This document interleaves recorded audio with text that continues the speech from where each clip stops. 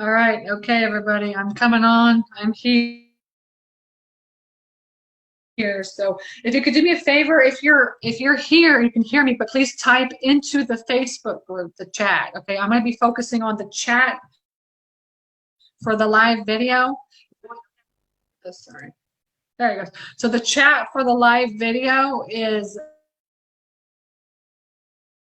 going to be in the Facebook group at the live video. Okay. So I'm not going to go into Zoom because I have two things open at one time. So I want to make sure and I want to keep everything into the group so that everybody can, be in contact with each other, talk to each other, talk to me. Okay, so, and over the course of the week, we're inside that group. That's where we can talk. You can ask me questions, anything like that, okay? Now, if you do get into the Facebook group, when you're in the Facebook group, make sure if you have any questions for me, then you tag me in it as well too, because that way I get a notification because I'm like, I'm busy, so it's like hard for me to get on Facebook and check things out and stuff every once in a while. So if you need any help or anything like that, so go ahead, please, if you can. Everybody's starting to come on. Introduce yourself into the live Facebook feed and make sure you pull that up so you can have your presentation here. And then if you have maybe your phone, you can have even your phone just in the Facebook chat or whatever, okay? And we're going to get started here. Let's just, in just a second here, we'll give everybody just another minute to hop on, and then we're going to just rock and roll because we got a lot of stuff going on, all right? And I know there's a lot of people that don't know me that are on here, so I will introduce myself, and you'll be able to I'll take a few minutes so that you guys can get to know me. I really appreciate you, getting on and hopping on, and now is the time to learn how to invest in real estate. Now is the time to be focusing on educating yourself. So I'm glad that you're here, and I appreciate that you're here. Okay. All right. So over the course of the week, we're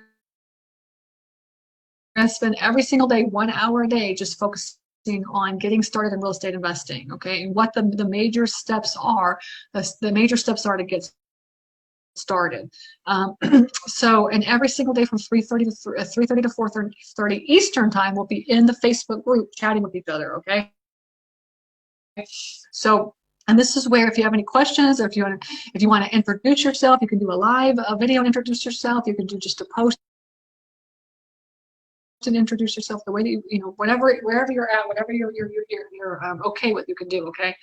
And so and then what we're going to do today is I'll introduce myself, and then we're going to get you started on, just the beginning real estate investor 101 questions that everybody has, and go through kind of like what can we do. And now also what I would like, if you could post into the Facebook group, please, and into the Facebook chat for the live feed, if you could please post what you're interested in. Are you interested in wholesaling? Are you interested in rehabbing? Have you done any deals before? Is there any deals that you've done before, at all? Have you done anything? Do you have any rental properties, or what have you done? And so then that way I can kind of have an idea of who you are. If you could introduce yourself inside the group and let everybody know. And then here as well too, okay? Again, all right, let's get started because we only have an hour and I want to make sure I cover everything. So, okay. Okay, good. All right, so now we all know that over the past couple of months, it's been a little crazy, right? There is a lot going on. There is a lot going on. So I'm really excited about like what's to come, and I know a lot of there's a lot of issues and there's a lot of concerns right now for the market because of COVID and all the stuff that's going on. But the downturn is coming, right? And it's actually due, right? Normally in a real estate market, you have the up cycle, right? You have an up cycle and a down cycle, and the real estate market kind of just goes like this, like a roller coaster, right? On the upside, there's specific things that you should be focusing on within the real estate investing market. And one thing about understanding the real estate market is that it is key to making money in the real estate industry. If you do not understand the real estate market, when, you should do what, you're not going to make as much money as you possibly can, right? And you should really be focusing on data and the cycles. Okay, so we were in an upturn from 2009 until just recently, right? So this year, 2020, that's 11 years, 2008 to 2009, and then all the way to 2020. I mean, that's like a 10, 11, 12-year cycle. That's a long cycle, because on average, the real estate market's cycle is around 8 years. So we've been long overdue. And in fact, in year 8, because I got into the market in 2010, I got right into the market. We bought our first property in 2010, rehabbed it, and we haven't looked back, right? And that was back in the day when like all the houses were so cheap. It was awesome, and the contractors were cheap too. And then as you go up the cycle, right, everything gets more and more expensive because people have more and more and more money, right? And so now we're getting back into the downturn, and we're coming into the downturn. So the question is, like, what should we be focusing on? And we're going to spend like a whole hour on that this week, on like how do we figure out our markets and what we should be focusing on. Okay, so for 2020, we've had all these things happen. I don't know what's going on in 2020. I had so much hopes for 2020, right? For everything, but it's not coming out. It's not coming out to the way everybody thinks. But the good thing is that we're going into a down cycle, and if you know anything about the real estate market, you know that you can make more money in the down cycle than you can in the up cycle, and you can make a lot of money in the up cycle. But if you truly understand the real estate market and know how to position yourself, you can really make a lot of money right now. So I say kudos to you, congratulations to you for starting to educate yourself on what's going on. And I hope over the course of this week you kind of get an idea of like what you should be focusing on right now. And that's why I have this slide here. It says the single most important things that you should be doing right now. And I'm telling you, the single most important things is that you should be getting your money in order. I don't know if you have money or don't have money, your credit's bad or not bad, but essentially in the real estate investing world, you've got to have money. It's either money for your marketing or it's money to purchase houses. Okay, and so everybody teaches that you don't have to have any money to get started, but the truth of the matter is if you don't have any money, then it's going to take you a lot longer, and it's going to be even harder to get started. So my personal opinion is get some money in order and be smart about the money. Be smart about what you spend it on, but get your money in order, right? So get your credit in order. And if you have bad credit, you should be focusing on getting that in order. How can I pay off my debt? How can I get my credit better? So because though I'm telling you, the people that have credit and the people that have money, it's just so much easier for them to start. Okay. Now, cash is king, right? So I'm not sure. And introduce yourself, please, into the group. Do you have any properties already? What properties do you have? If you do have any, introduce yourself into the group so we all know. But essentially, cash is king. All right, cash is king. So what that means is that if you have properties, you should really consider refinancing them out so you can leverage that money, depending on how much money that you have, right, in equity, depending on how much you have in equity. But there's a lot of refinancing going on, and the reason why is because people are trying to. If you have equity in your house, you should try to leverage that money, and then you want to be talking to lenders, because you need to get proof of funds for your properties that you're going to be purchasing. You need to understand all the terms and everything that's going on right now, because I'm telling you right now, there are lenders that are just dropping out like flies right now because they just say it's too risky, right? And actually, who wants to deal with those type of lenders anyways? If you can't make it in a downturn, don't deal with them, right? All the lenders, I'm 100% privately funded, right? So I don't really use a lot of lenders because I've positioned myself to be able to borrow other people's money. But in the beginning, it wasn't like that, So in the beginning, I used a couple of hard money lenders to get started. And so, and those lenders that I used, they're still like, I mean, that was from 2010 till now, and they're still going strong. And they're the type of lenders that in a downturn, they will be fine. They'll be fine. So you want to have those kind of lenders, because lenders, they come and go. But some of them, you want to have the ones that stick around.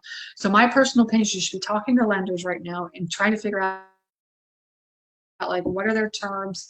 Do they take seconds if you need a second?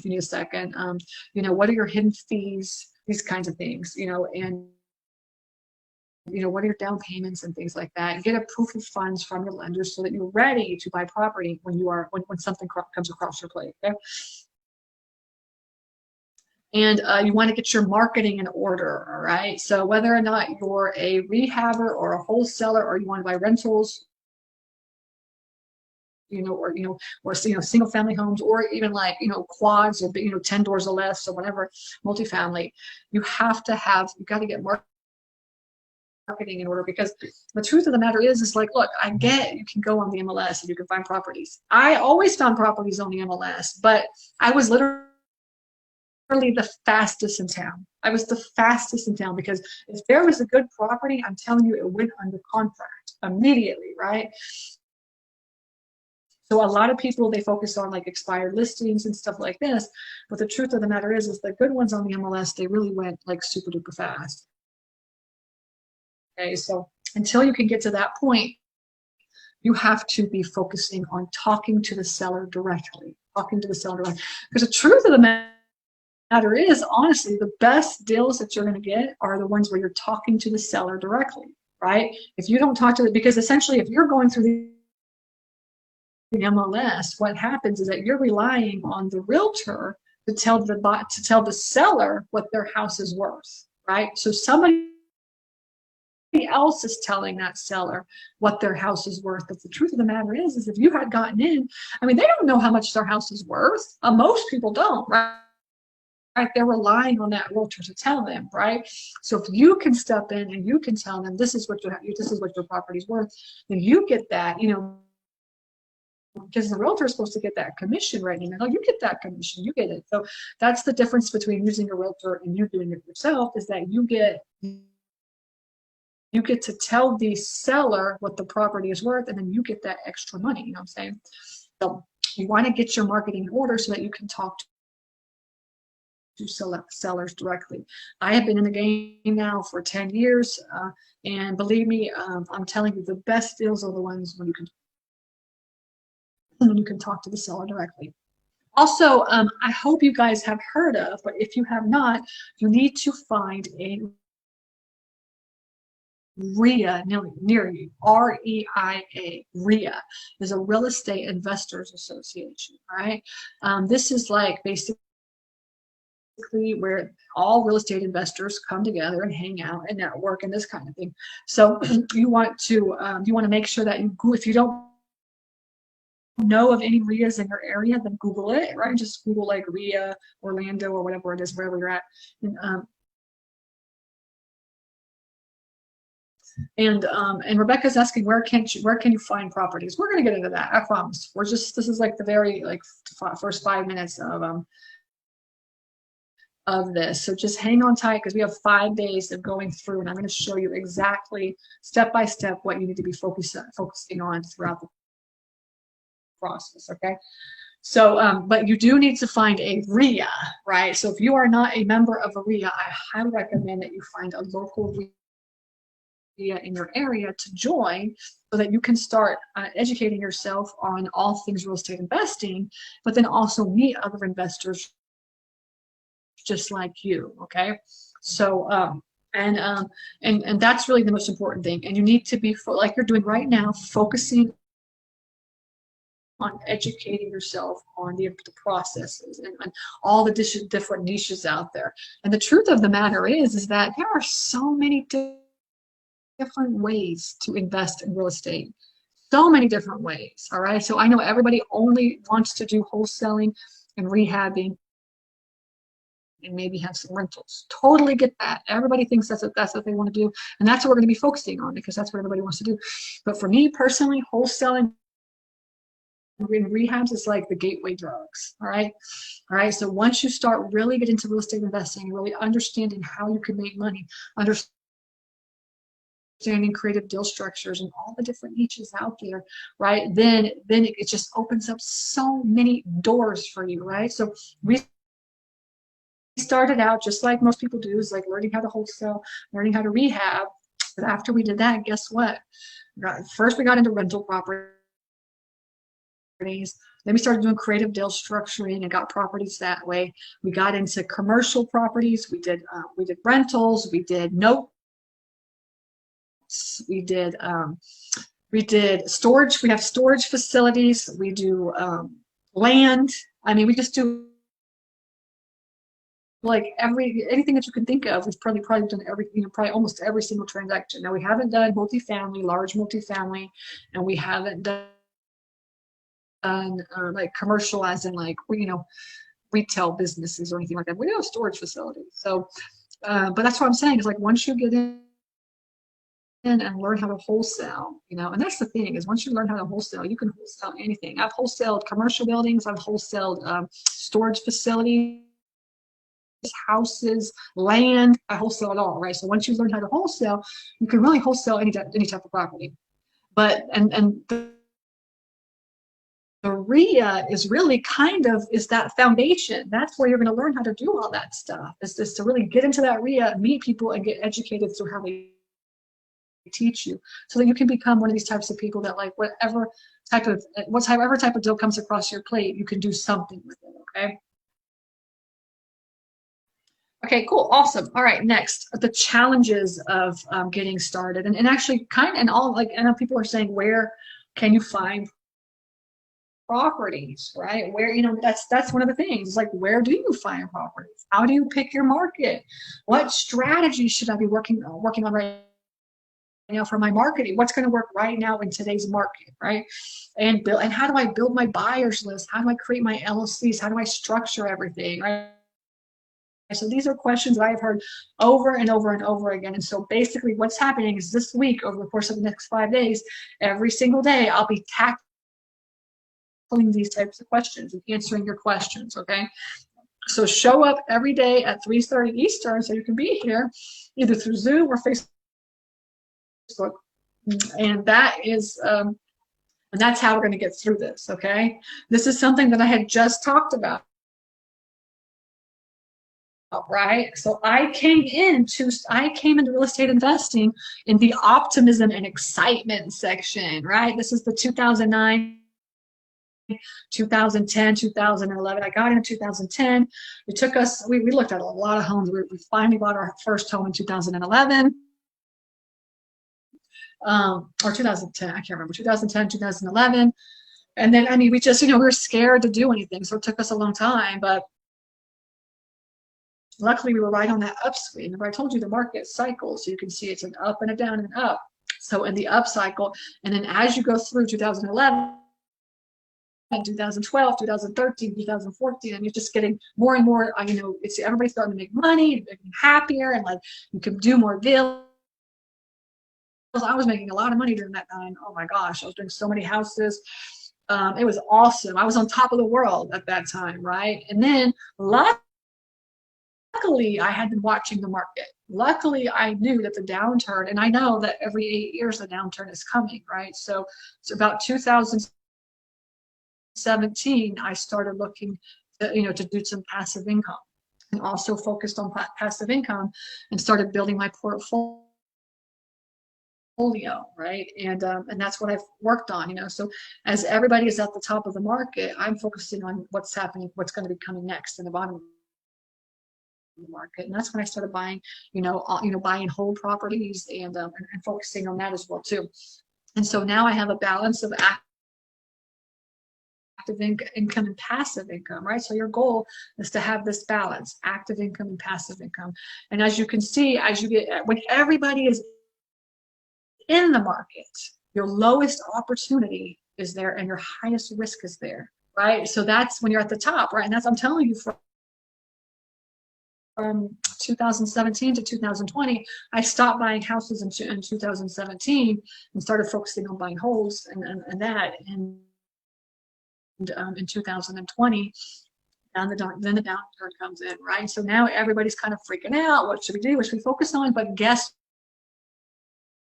what? What does it say at the very bottom of the market cycle? It's the lowest risk and the highest opportunity, right? So this is, I mean, this is actually, it's getting even more and more and more down into the bottom of the cycle. So, and I don't have any idea, honestly, like what's going to happen with, you know, everything that's happened over the last couple of months. I mean, I'm not like a future predictor, but I do know that, and I've been paying attention to several market areas across the country, because I'm interested in several areas right now.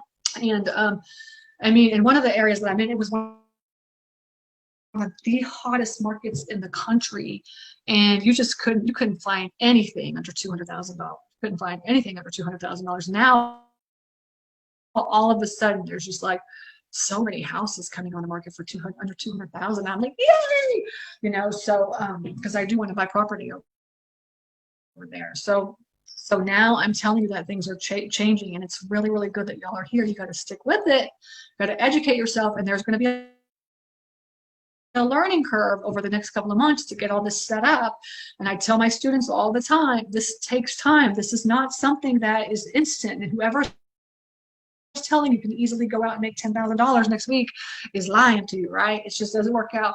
It just doesn't work out like that. It just doesn't. Okay? Because you got to set your processes up, set your foundation up. You know, maybe every once in a while some random person's like, oh yeah, I found this house and it happened, but it's just not, it doesn't happen that way. Okay. Okay, so stick with me. All right. So what is going to happen? I said, I have no idea. All I know is that I'm not going to stop looking for properties. In fact, we are ramping up all of our marketing right now. We used to do a couple hundred letters a week, right, and mail those out. And now guess what? I just bought maybe 10,000. I just bought, like, just for this, like 10,000 letters we're about to send out. And that's what I said, we're focusing on trying to get internally our office set up and everything's set up so that we can just be ready to just mail all these out and like get the phone calls and things like this. But you got to set all that up, right? Oh my gosh, it's so much work. So but yeah, so see what's going to happen is all the little people like you and, you know, with me, I'm not like a super big people in a super big person in the marketing world, but like all the big wigs that are out there buying, you know, $10,000 or $20,000 lists, you know, they're buying it up. I mean, they're really out there. They're marketing. They've ramped their marketing up, and they're getting ready for all the foreclosures that are going to happen, and you know, all the different things that are going on. So you have to play against those, right? And I don't believe in competition. I do believe in abundance, but you got to step your game up, right? Is what I'm saying. Okay. So I'm not stop looking for properties. In fact, I'm also ramping up and doing even more than I've ever done before. I will always be contacting sellers. In fact, I just got 3 properties under contract this past week, and I will always be contacting sellers directly for this. I know I'm not going to give up. I know that I'm focusing on passive income. That's where I want to build my wealth, and I know that we're going to get through this. Right? So hang in there. Don't give up. I promise you can get this. Right now, it's going to be all about getting your marketing set up. All right, getting your marketing set up. The only way you're going to ever find properties and get properties is if you have marketing set up and if you're making offers. So my question is going to always be, well, how many offers are you making? To all my students, that's what I'm asking. How many offers are you making? Because essentially it's just a numbers game. That's all it is. It's just a numbers game. Okay. Now, why trust me? Who am I? Okay. So I have been in the real estate investing world now for 10 years.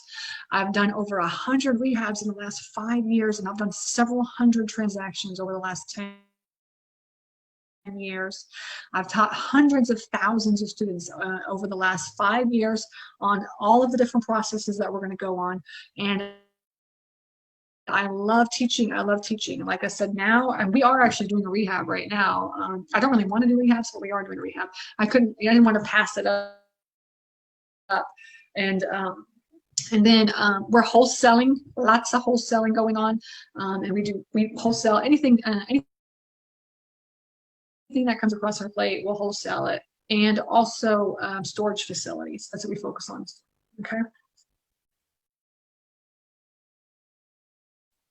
And this is us, all right? So you see me in the video here, and then this is my husband, and this is my daughter, Lillian, husband Pete, and my daughter Lillian. We sold everything that we had last year and downsized into a tiny home. And now we live in a little tiny house in the top of the mountains in Georgia. And we decided to focus on traveling, and our goal is to travel at least 1 to 2 weeks out of the month. Usually it's about 10 days every single month that we travel. And we've been doing that now for about a year. We didn't do it over the last couple of months, but actually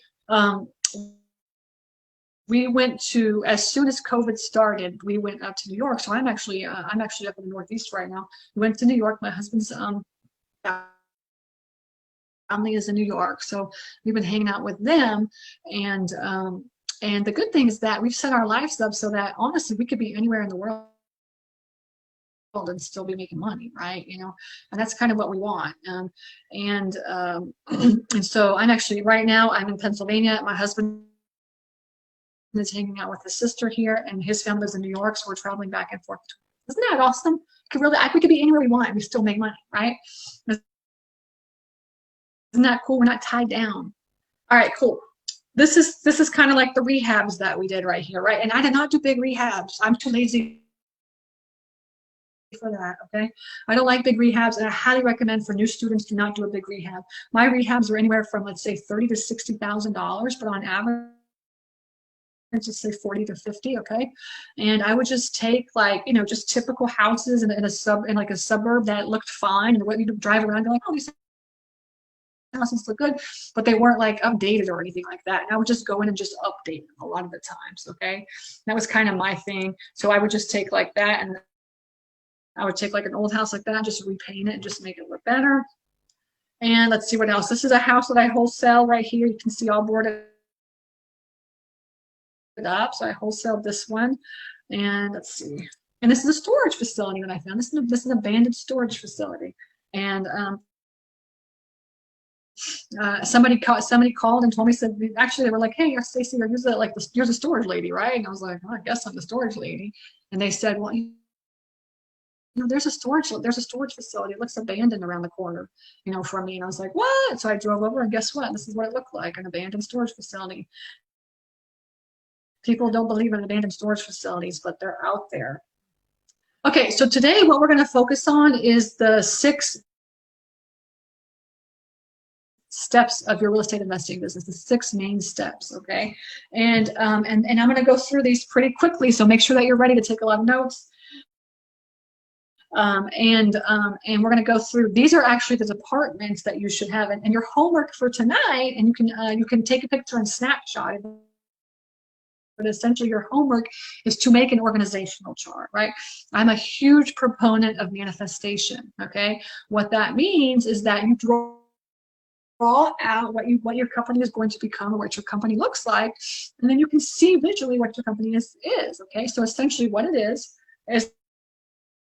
that at the top of the organizational chart, you're gonna have a box, and it's gonna say me, right? Or you, so me, okay? And then you're gonna have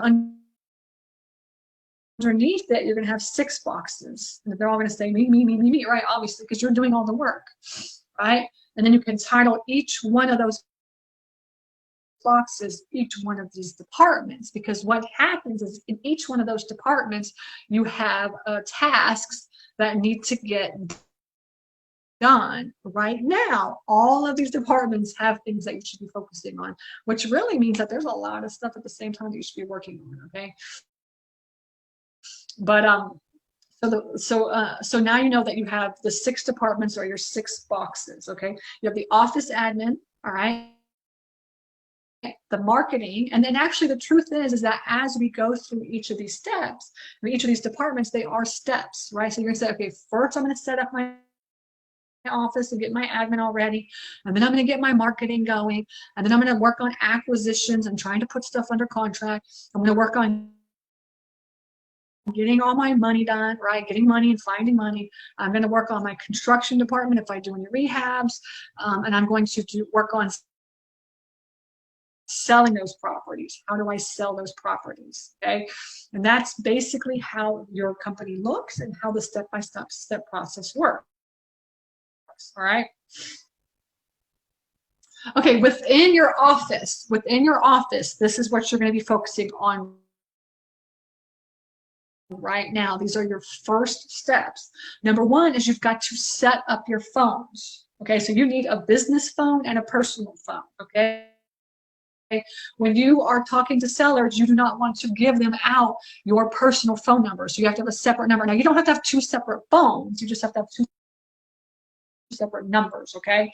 And so what that means is that first thing what I did in the very beginning is I just had Google Voice, right? And the Google Voice was forwarded to my phone number, and then from there and then I would change I would change the name, and it would say like my business name, so I knew when somebody was calling it was my business name, that came up or whatever.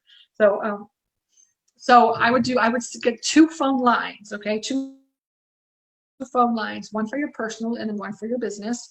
And then that way, when somebody calls, you can answer it, right? Once you get all your marketing done, you can answer it, or you can just have them go directly to voicemail, right? So I was the type of person, like, I'm not a phone person. Oh my gosh, I'm just not a phone person at all.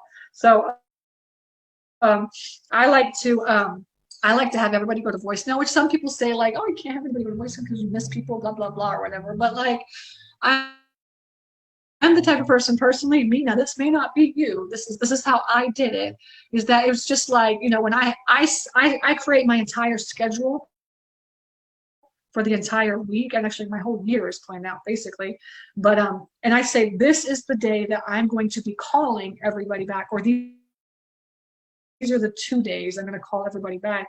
And so instead of me just randomly like talking to people all the time about their properties, I just have a structure. And internally, I personally have a structure. And it was always like Mondays is when I'm like, meeting with my team and like, doing all my team stuff to get everything done. And then Tuesdays was the day that I would answer calls and, see if anybody wants to sell their house so I can make an appointment. And then on Wednesdays is when I went out to go do my appointment. Right, and I had a couple of appointments there, and then on Tuesday is also the day that my realtor would also look on the MLS and send me any houses that he found on the MLS, so that when I'm driving around to go to appointments, like if this happened to be in the area, I could swing by and take a look at those as well too, right? And I would plan my whole day and be driving around and looking for properties, right, and try to plan it that way. So I kind of scheduled it out that way. I mean, that's just how I work. But for you, you pick your schedule the way it is, but essentially you just have to know that when the seller calls, you're either going to have to answer it, or you're going to have it go to voicemail and pick a day or pick a time during the day that you can call everybody back, okay? And the one thing that I do see is a lot of people, they do the marketing and they get the phone calls, but then they never call anybody, So it's like, you have to make sure that you call these people back. What a waste of money on your marketing, right? Okay, and then you need to work on going electronic and using Google Drive. Okay, so or OneBox or whatever it's called, OneDrive, or I can't remember, Google Dropbox. Anyways, you know what I'm talking about. So you want to be in the cloud. So what that means is that you want to be able to manage your whole company from your phone. So I use just Google Drive is what I use. So I have like right on my home screen is Google Drive, and it's just and like when you work on Google Drive on your computer, then automatically it's on your phone. And what happens is you're driving around and you're looking for properties, right? So you come across the property that is of interest to you, and then what do? You start taking pictures of this property, right? And then all of a sudden you have like thousands of pictures of houses on your phone, and you're not like organizing them. You're like, oh, I have no idea which address it is at all, right? So what I do is I'll go around and take pictures of the phone of the house, and then as soon as I do that, I create a folder right in Google Drive. I'll just create a new folder right here on the button. There's a plus button, and you can create a folder, and then you just name that folder whatever the address is. address, okay? And that address is like 123 Main Street, okay? And then you're gonna have inside that folder, you could just upload those pictures from your phone immediately, right? And so you're starting the phone. So in my Drive folder, I can show you guys. Let me pick a folder that has like everything in it. Let's see. Yeah. So on my folder, let's see, can y'all see this? Okay, yeah, y'all can see this. So inside my folder, when I open up the address, inside my folder is other folders, right? So I don't open up that folder and see like 1,000 different documents. Instead, whenever I start the project, as you can see, I don't know if you can see from that far away, but the very bottom one says acquisitions, right? And inside my acquisitions folder, I have before pictures, deal analysis, repair estimates, like everything that you need in order to make a decision on whether you buy that house is right inside that folder, right? And the good thing is that if you're gonna borrow money for this house, what you can do is just share that folder right with your lender and say, hey, I have a great deal. And that's what I would do, is just share this folder and say, here's everything that you need to make a decision on purchasing that property, right here in the folder. Because guess what? Whatever he needs to make a decision is exactly what I need to make a decision, right? So I would just create. I have like my address at the top, and then as we go through the project, I'm adding more folders. So as you can see, I have acquisitions, and then I have the closing docs for the buy, for the buy. I have a private money lender packet. I have scope of work spec sheets, the kitchen design, inspection, property insurance, roof, invoices, receipts, progress pictures of the report, the agreement with the contractor, lien waivers, permitting, the change orders, home warranty, selling docs, final COC, and then like Duffy, like my realtor stuff for selling it. And as I go through that project, I'm just creating more and more folders within that house, right? It's just super organized, right? So then, like, if something happens, let's just say my computer dies, which actually just a couple of weeks ago, like I came to the office and I turned my computer on and it just didn't even start, like just didn't start at all. And guess what? I didn't even sweat it at all, because guess what? I have no documents on my computer at all. They're all in the Google Drive, everything. So we made it a habit probably like 5 years ago to go completely electronic, right? That means that we have nothing on our drive, on our computer. I have like a hard drive that I back everything up to, right? And then I have Google Drive, right? And that we put everything on. And so once my computer died, I just went out and bought another one, is what I did. And I went in and just, set everything up, set up Google, just logged in, and then all my stuff was right there again. I mean, literally, it took like an hour to get set up. I didn't lose anything, and I just kept on working.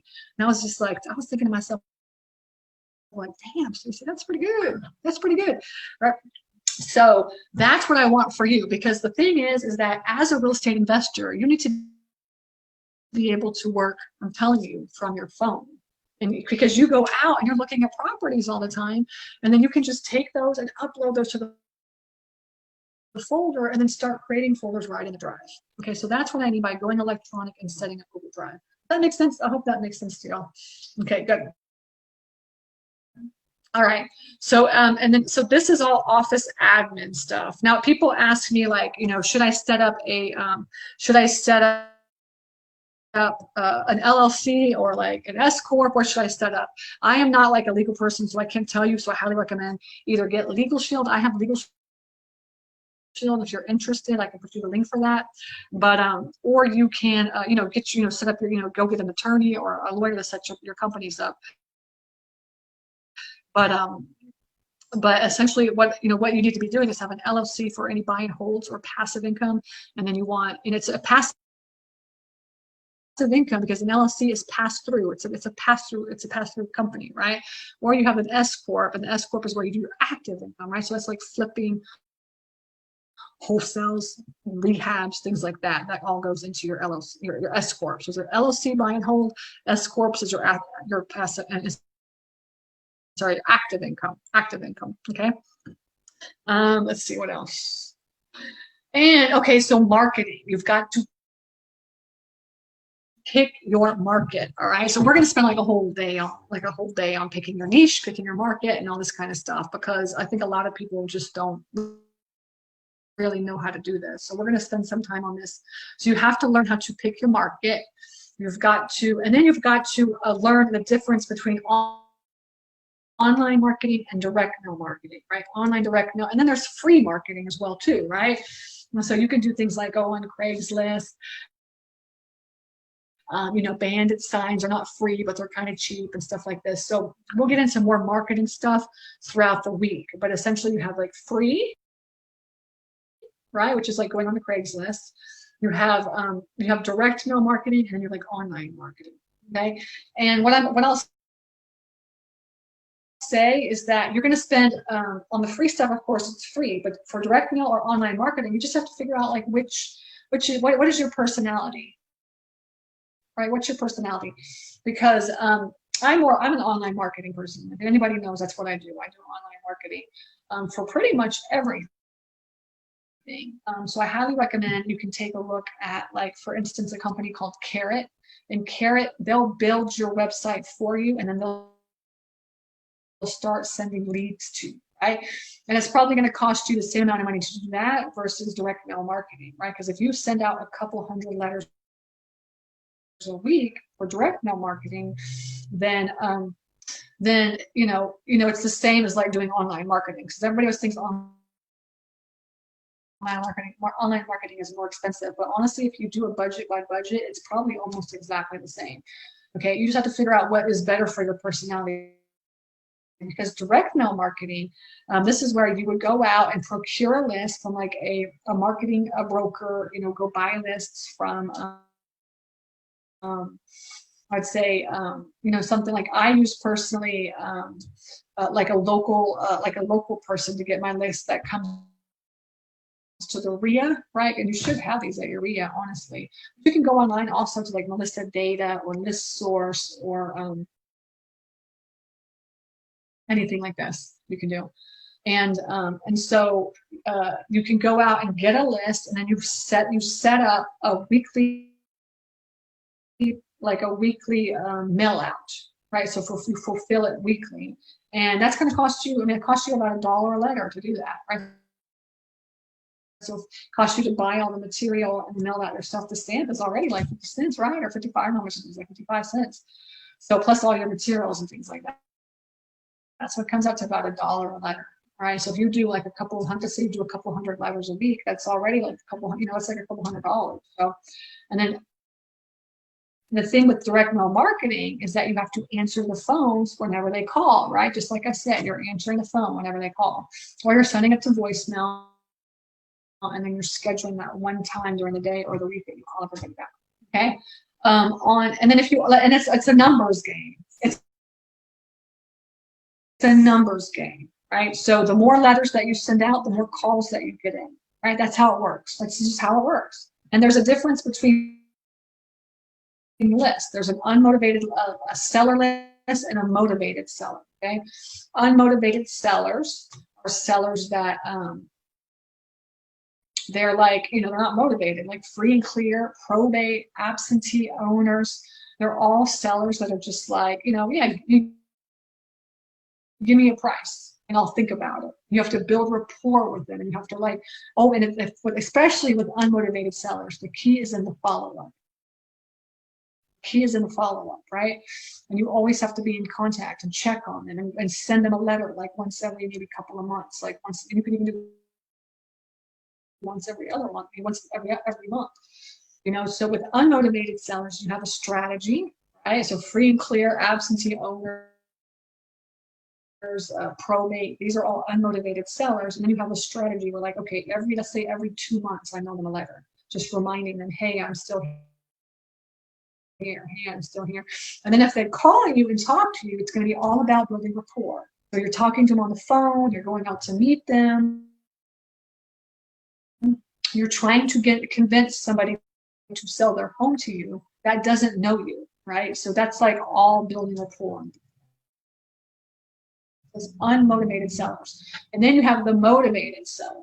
And the motivated sellers are going to be like bankruptcy and foreclosure and these kinds of things. Okay, so like they have to sell their house like right now. Like, please sell it. I need to buy. You need to buy this. So there's like desperation. Okay, and so when you mail a letter out to them, right, it's going to be like very quickly. Like in the state of Georgia, our foreclosure process is like 30 days. So once you get that foreclosure list, every week you're mailing them a letter, and then so it's a lot of that. It's not taking forever. It's just like, I got to get this done now. And when you do the online marketing, it's kind of the same thing, right? Because like what happens is that somebody will go on to like if they're desperate, they're going to search like, Atlanta, sell my house fast, Atlanta, or something like that. Okay. And that's basically because they need to sell their house like ASAP. And what happens with the online companies is that they're going to do all that marketing for you, and they're going to pull leads in for you yourself. Right? And it's mostly unmotivated sellers. I'm sorry, it's mostly motivated sellers. Now, the motivated seller, you really have to know, and even with unmotivated, you have to know what's called creative deal structuring. We're going to go over that today, this week as well. So you'll kind of get an idea. But when I talk about creative deal structuring, I'm talking about lease options, owner finance, notes, this kind of stuff, like subject tos, like this kind of like, how can I structure the deal creatively so I can get this property and help them at the same time, right? Because our goal is to solve their problem, especially with the motivated seller, right? So that's kind of the difference in the marketing sense between the unmotivated and unmotivated direct mail online marketing. And then you have and then there's free, and if you can think of any free mail, ways to market, I think the cheapest is probably like bandit signs or going onto Craigslist. And then also door knocking, that's free. Writing for $, that's free. You just have to skip trace it, or you can use an app like Deal Machine. Those are kind of like the free ways of doing it. Okay, cool. And we'll get more into that, I promise, over the week as well. So don't think you have to know all that right now. Then what you get at the next step is acquisitions. And acquisitions is when I talk about acquisitions, I'm talking about how do you acquire the property. So what's going to happen is you're going to start doing all this marketing, right? You're going to start getting calls, you're starting getting leads, and then the question is, okay, well now what? Now what do I do? Right? So now you've got to learn how to run comps, right? You've got to learn how to run comps. You've got to learn how to do repair analysis, right? And so that means like, what's the budget of the repairs? You've got to understand what the budget of the repairs are going to be so you can figure out what price you can put offers in for.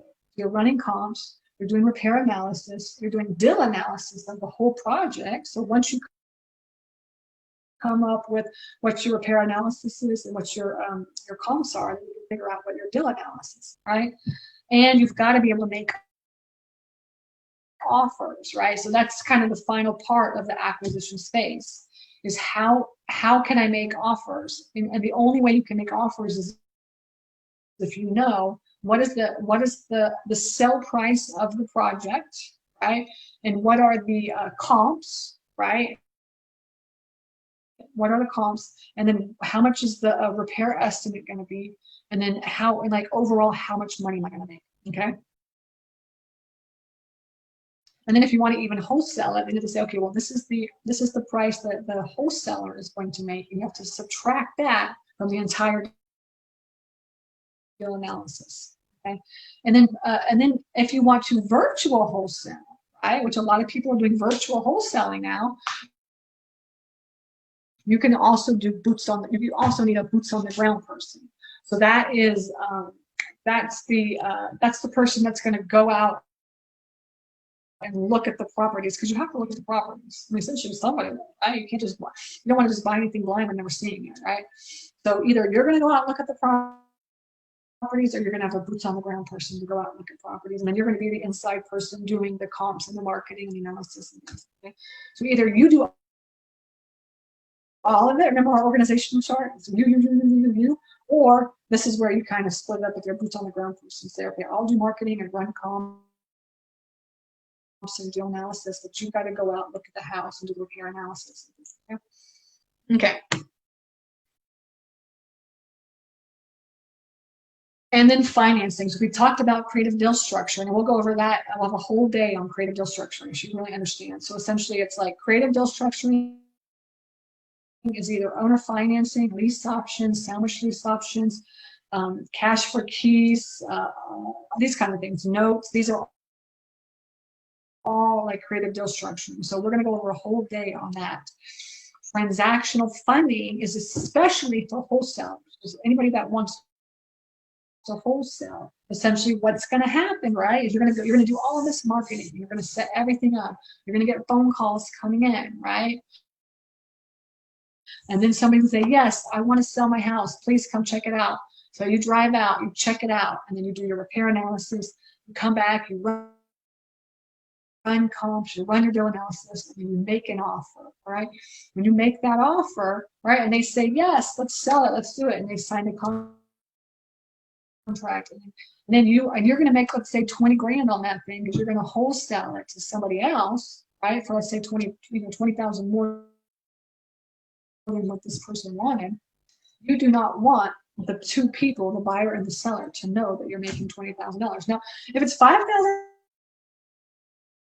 or so, maybe 10,000, it might be okay. But like if it's over 10 grand, you really want to do a double close, because I know I've had one deal where I knew they need $25,000, and guess what? It pissed me off. It pissed me off. I mean, I bought it anyways because I know in the end it was going to be money, but still, like 25 grand, come on. So it kind of annoyed me a little bit. So you don't want that to happen. So essentially, what you want to do is you want to have transactional funding. So that means that you borrow the money. So if you're going to make 20 or 25 grand, which happens, quite often, then you want to borrow money for 24 hours or 36 hours or 1 week, right? So most of them are going to be like 7 days or less, right? But some will go up to 30 days, and then you just pay that percentage point, like it's usually like maybe 2% or something. You just pay that to the lender. If we're like, hey, can I borrow your money for 24 hours? Okay, sure. Yeah, then you close it and then just resell it again. You make that middle profit right in the middle, right? But that's what transactional funding is. This basically the purpose of transactional funding is that nobody knows how much you actually made. Okay. Now, and then you have private money lenders and hard money lenders, especially if you want to rehab. You've got to truly understand these concepts. How can I find private money, right? How can I find hard money, right? And you should remember I said in the very beginning, always be talking to lenders.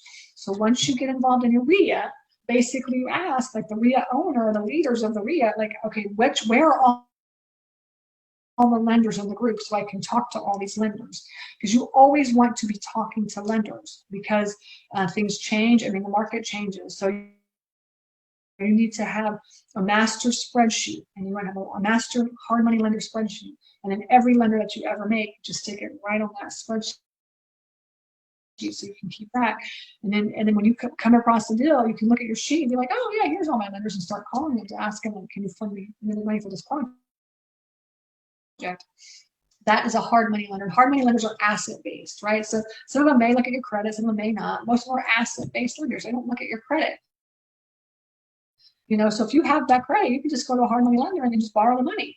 You just have to find the right lender that will fit that project. You want to make sure that you have enough spread in the deal, right? So you can't be super tight because hard money lenders are more expensive, okay? Like a lot of hidden fees, and that's just how it is. But if you could get your first deal done with the hard money lender, then do it. I've used hard money lenders before. Now, then you have private money lenders, and private money lenders are like just regular people, your neighbors, your family, your friends, acquaintances, fraternity brothers and whatever, co-workers. These are all private money lenders, right? And you can also borrow the money from them as well too.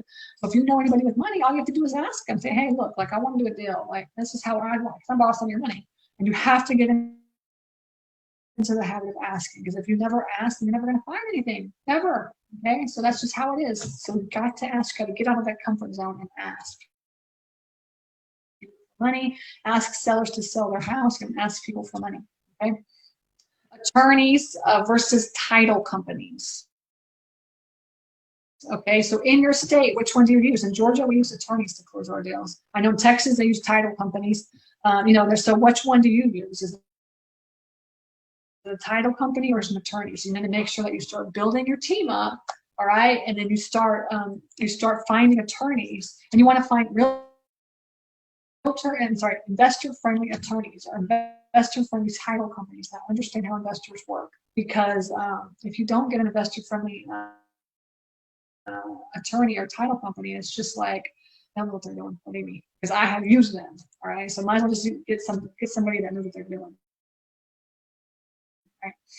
And then bookkeeping, and bookkeeping for real estate investing is hard. It's really not that. It's really not as. It's not difficult. It's just time consuming, because you have to really keep track of all your HUDs, your closing statements. So when you close on a property, right, you're going to get a statement with all the numbers in it. You have to take those numbers and input them into QuickBooks, and it's time consuming. It takes a lot of work, and I do not do it. I just get somebody else to do it, because otherwise it would never get done. But just so you know, bookkeeping is part of the finance department in your company. You have to manage that. Okay. Construction. Okay. And I know there's some rehabbers and some wholesalers on here. So. But when you start finding properties that you want to rehab, then you need to understand how to rehab your property. So you've got to always be looking for contracting. I'm telling you, one thing that you'll be doing for as long as you're rehabbing is looking for contractors, because they come and go. They just do, right? They're just not loyal. It's like they're going to stay around forever. So you always have to be looking for contractors. You have to decide within your company, are you going to be the project manager in your company and manage all your projects?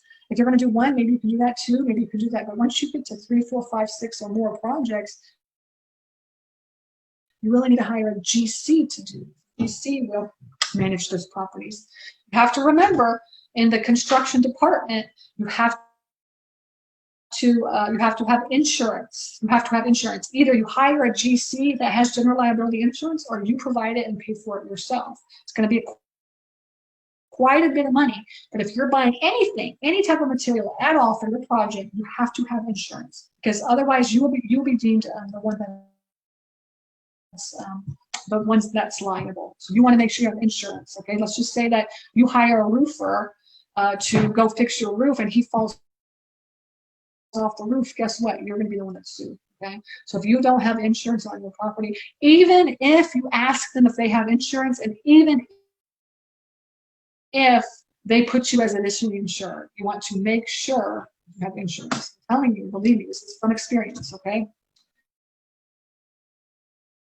And a GC will have all that for you. He'll have liability insurance, and he'll name you additionally insured, which is good. But if you're going to buy any materials at all, you need to have some sort of insurance. Okay, and you need to always be looking for contractors, and then you'll put together what's called a scope of work. And the scope of work is like the list of everything that you need to get done on that house, every single thing, right? So write it all down, and that's how the contractor's bid is with the scope. Then you create also the spec sheet, and the spec sheet is like everything that you need to buy for the house, right? So all of the faucets and toilets and granite and cabinets and lights and everything is all there on the spec sheet, all the paint and everything. So you hand that to your contractor and say, here's my scope of work, bid off of this, and here's my spec sheet, bid off of this, right? You put the prices of your lights and things like this in the spec sheet, so they know what to bid. If you don't give them this stuff, then essentially they're just going to be like, all right, well, I'll just pick whatever. I'm just going to pick this light. And so you need to tell them what to do. They're not going to tell you, right? Permits and inspections. You need to make sure that you pull your permits and inspections. I'm telling you, especially in the Atlanta area, we're doing a rehab right now, and they're just driving around. All code. I mean, even with like everything the way that it is, code enforcement out driving around and making sure all permits are pulled, all inspections are done, and code enforcement is out there. And you don't want to get your project stopped for 6 weeks or 8 weeks, right? And then punch party, I call it a punch party, but the very last week of the whole project, when you're just kind of like, let's do it, let's finish up, like let's do this, blue tape this, and let's touch up this, and then like it just drags on and on and on.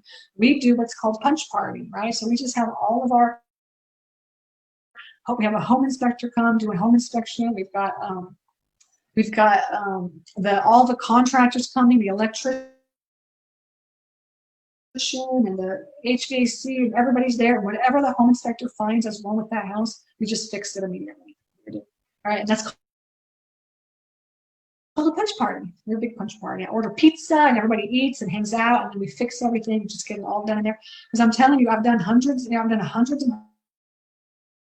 of transactions. If you do not have a punch party, it just drags on and on and on and on. It's so frustrating. Okay. And then finally, liquidations. All right, liquidations. All right. So this is where if you're wholesaling, you have to be able to have somebody to sell your property to. Believe me, many investors, they go out, they find the property, they do all that marketing, they go out, they can convince somebody to sell their property to them. Guess what? Then they never worked on their buyers list, and now they don't have anybody to sell to, right? And so what you need to do is you need to start building your buyers list up. How do you do that? You have to go to RIA meetings and start finding buyers. Like, hey, and then what you could do is reverse engineer. If you find a buyer that's buying quite a bit of property, you basically tell them, look, you tell me what you want, and I will go out there and find it for you. Right? There's so many investors out there that are buying a lot of property, so why not just focus on those? But you want to build your buyers list up so that you can, when you get it under property, get it under a contract, you can blast it out in an email blast, you can do a text blast, and then you can just start calling people up and be like, hey, I got a property, interested, right? But if you don't have that, then a whole lot of nothing gonna happen, right? A whole lot of nothing, right? And so if you want to work on finding all those cash buyers, and I'm telling you, you got to get involved out there to build that up. Or what you've got to do is partner with somebody else that has a list, right? And that's what I do is I partner with people. I have a list. I have a huge list. So people just come to me and ask me to blast their deals out, and I just get a cut of it, right? And so that's what you can do in your local area is find people that have a big list and then partner with them and have them blast and try to or partner up with like other like big wholesalers in your area. So if you get it under contract, just go to a big wholesaler and say, hey, can you find me a deal? I can't find a buyer for this. Okay. And so I said partner, and you just want to close. When you want to close those deals. Now, even when you find a buyer, you have to close the deal still. It ain't over until it's over, right? And everything happens in 11th hour. Everything. Anything that could possibly go wrong will go wrong. I can guarantee it. Because I don't know why, but in the real estate investing world, everything happens in the 11th hour. Right? So just make sure that you don't put your you don't count your hens before they hatch or whatever it is, and you know that the deal is not closed until the deal is closed, right? Because that's just how it is. All right. Unfortunately, that's just how it is. Okay, good. All right. And I think that's it. Check. Yep, that's it. That's it for today. So